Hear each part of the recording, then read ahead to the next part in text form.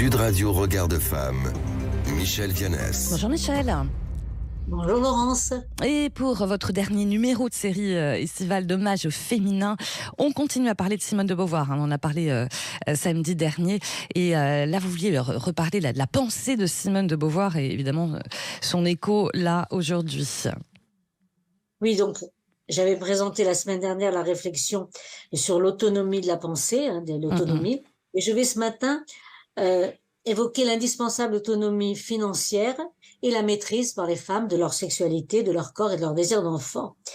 Tout ça pour que les femmes, on en a parlé longuement la semaine dernière, puissent être actrices de leur vie. Donc, l'autonomie financière est le préalable indispensable. Elle dit bien que c'est par le travail que la femme a franchi la distance qui l'a séparée de l'homme, et c'est le travail seul qui peut lui donner la liberté concrète. Et dès qu'elle cesse d'être un parasite, le système fondé sur sa dépendance s'écroule, et entre les femmes et le monde, il n'y a plus besoin d'un médiateur masculin. Et donc, ce qui est aussi important, c'est que par rapport aux libertés civiques qui n'ont pas encore été vraiment acquises en 1949, il y a juste le droit de vote, eh bien, il faut qu'elle s'accompagne d'une autonomie économique, autrement elle reste abstraite. Et puis surtout, il faut qu'elle éprouve sa responsabilité, qu'elle se sente responsable. C'est ça qui est important dans ses propos sur l'autonomie financière. L'autonomie financière. Alors, quels sont les passages dans son œuvre, dans ses œuvres que vous avez retenus, notamment qu'est-ce qu'elle dit sur la maîtrise du corps, de la sexualité et du désir d'enfant des femmes ? Alors, il y a déjà ce lien avec l'autonomie financière, qui a pour corollaire l'émancipation sexuelle. Donc, l'acte sexuel ne serait plus considéré comme un service qui se rémunère. Et puis, sur le corps des femmes, elle a une magnifique réflexion, je crois que c'est ma préférée de Simone de Beauvoir, qui n'est pas dépourvue d'humour. La femme n'est victime d'aucune fatalité. Il ne faut pas conclure que ses ovaires l'oblige à vivre à genoux. Ah oui, elle avait de l'humour, Simone de Beauvoir. Ah oui, elle avait de l'humour, on l'oublie. Oui. On l'oublie, c'est la première raison.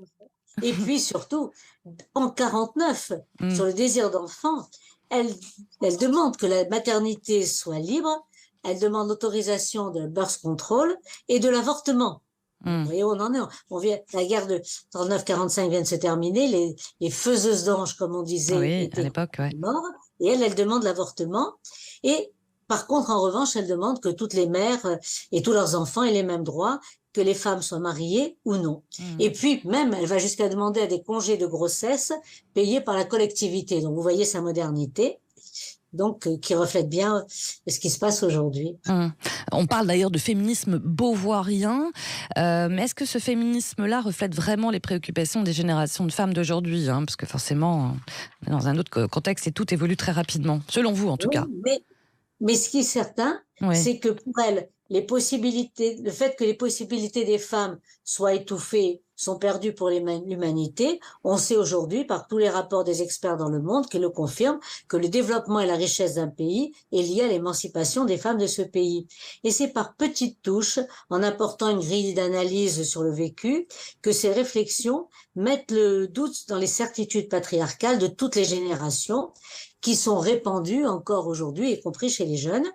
Et ce qui est quand même important, c'est que sa révolution qui est entamée dans la deuxième moitié du XXe siècle, elle subit toujours des attaques virulentes.